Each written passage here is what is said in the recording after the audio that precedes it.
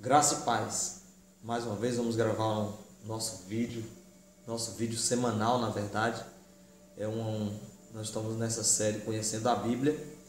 E eu quero convidar você para nós lermos Romanos capítulo 3, versículo de 24 até o 26, que vai nos dizer nessa hora: sendo justificados gratuitamente pela sua graça, mediante a redenção que há em Cristo Jesus, ao qual Deus propôs como propiciação pela fé no seu sangue para demonstração da sua justiça, por ter ele, na sua paciência, deixado de lado os delitos outrora cometidos, para demonstração da sua justiça nesse tempo presente, para que ele seja justo e também justificador daqueles que têm fé em Jesus. Então, nós vamos nessa hora falar um pouco sobre a morte de Jesus. O 15º, 16º vídeo que a gente faz sobre esse tema, Conhecendo a Bíblia. E nós vamos falar hoje sobre a morte de Cristo. Nós vamos entender isso hoje. Amados, você que me ouve, você que está agora vendo esse vídeo, Cristo ao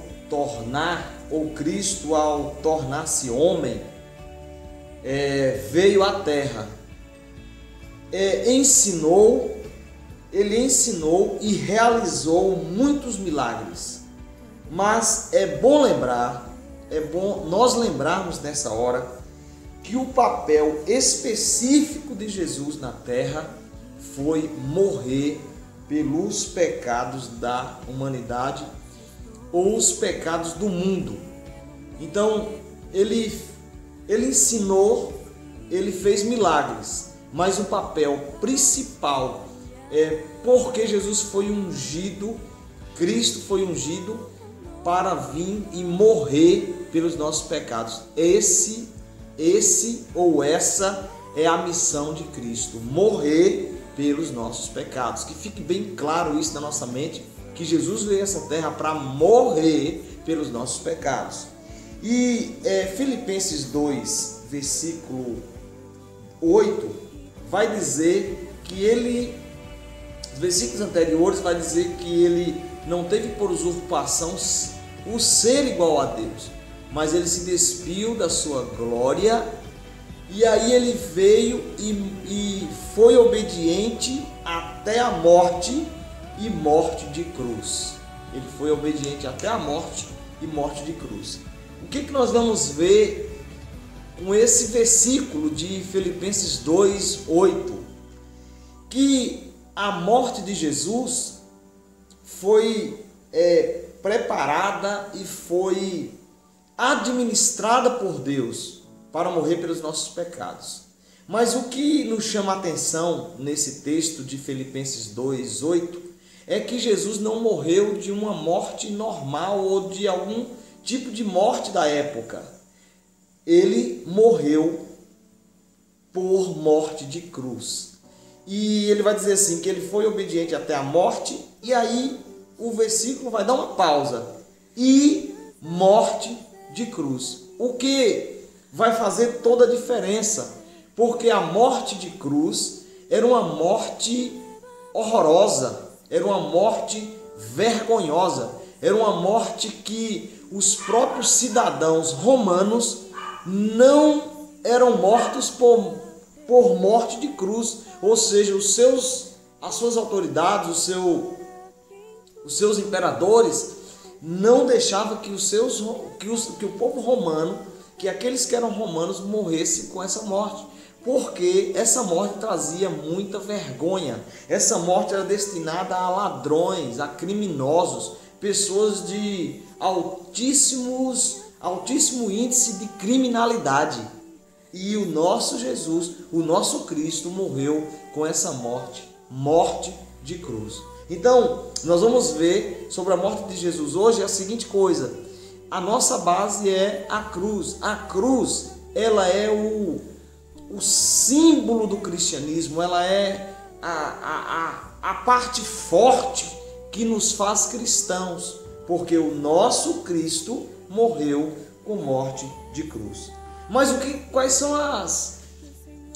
as consequências da cruz e quais são os seus benefícios? A consequência da cruz é dor, mas nós vamos tratar aqui quais foram as suas consequências benéficas, ou o que trouxe de bom a cruz para nós. Então a primeira coisa a cruz trouxe expiação dos pecados, é a primeira coisa. A palavra expiar, ou a palavra expiação, significa cobrir por meio de sacrifício, ou seja, não é apenas pegar um pano e cobrir alguma coisa, mas cobrir por meio do sacrifício. E Jesus foi sacrificado pelos nossos pecados, pelo meu e pelo seu, pelos nossos pecados. O sacrifício é a morte.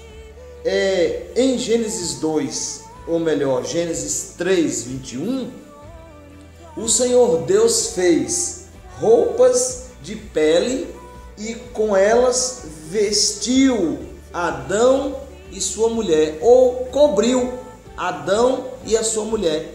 E essas peles foram de animais. E para adquirir a pele do animal, esses animais tiveram que morrer. Então, o que vem aqui a cruz como expiação? Jesus teve que morrer para que com a morte de Jesus os nossos pecados fossem cobertos pelo seu sangue, que logo é uma expiação. O que é expiação? Cobrir os pecados ou cobrir por meio do sacrifício.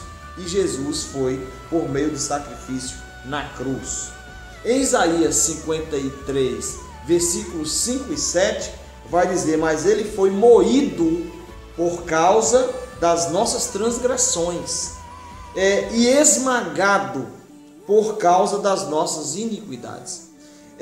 O castigo que nos traz a paz estava sobre ele, e pelas suas pisaduras fomos sarados. Todos nós andávamos desgarrados como ovelhas, cada um se desviava pelo seu caminho, mas o Senhor fez cair sobre ele a iniquidade de todos nós. Ele foi oprimido e afligido, mas não abriu a boca. Como um cordeiro que é levado ao matadouro, e como a ovelha que é muda perante os seus tosqueadores, assim ele não abriu a boca. Um fato que talvez você já ouviu, ou já pregou, não sei, ou já falou na igreja, no lugar onde você vive, que Jesus, no momento mais duro da sua missão, ele disse com o Pai: se possível, passa de mim esse cálice, sobremodo, portanto, seja feita a tua vontade. Então, a expiação na cruz, ou a morte na cruz, trouxe para Cristo algo forte, sabe? Uma tristeza, uma dor terrível, e tudo isso por causa do meu e do seu pecado. Então nós somos cobertos, a expiação pelo sangue. O sangue de Jesus nos cobriu de todo o pecado. Segunda coisa, a cruz trouxe a redenção.